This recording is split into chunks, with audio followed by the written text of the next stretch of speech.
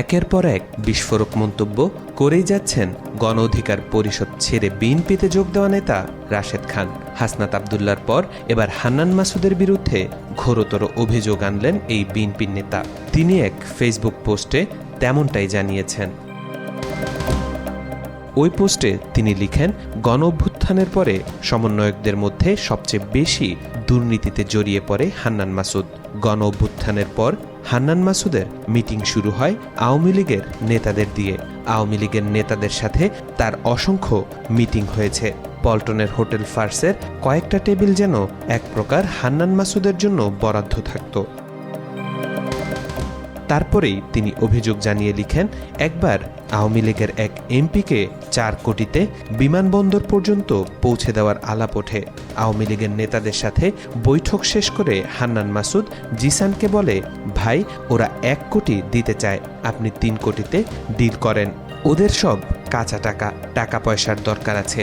এ কথা শুনে এক প্রকার স্তব্ধ হয়ে যায় জিসান। হান্নান মাসুদের অনেক ঘটনার রাজসাক্ষী হাতিয়ার এই সন্তান আব্দুল গাফফার জিসান। তারপরেই তিনি আবার লিখেন, 27 জুলাই থেকে রিফাত রশিদ, মাহিন সরকার ও আব্দুল গাফফার জিসান আত্মগোপনে থাকা অবস্থায় তাদের সাথে এই ছেলেটি ছিল।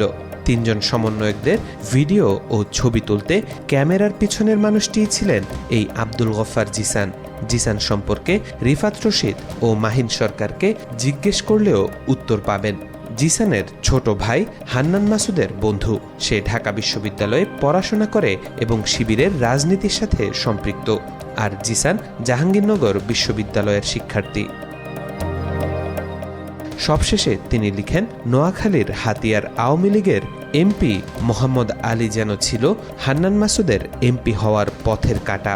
হান্নান মাসুদ এটা বুঝতে পেরে অন্তর্বর্তী সরকারের প্রভাব খাটিয়ে শুরুতেই তাকে গ্রেফতার করাতে ভূমিকা রাখে। বিভিন্ন জায়গায় মোহাম্মদ আলীর বিরুদ্ধে বক্তব্য দিয়েছে হান্নান মাসুদ। ঘরোয়া আলাপে সে বলেছে, নোয়াখালীর যত আওয়ামী লীগ আছে কারো সাথে আমার কোনো দ্বন্দ্ব নাই, আমার একমাত্র দ্বন্দ্ব মোহাম্মদ আলীর সাথে।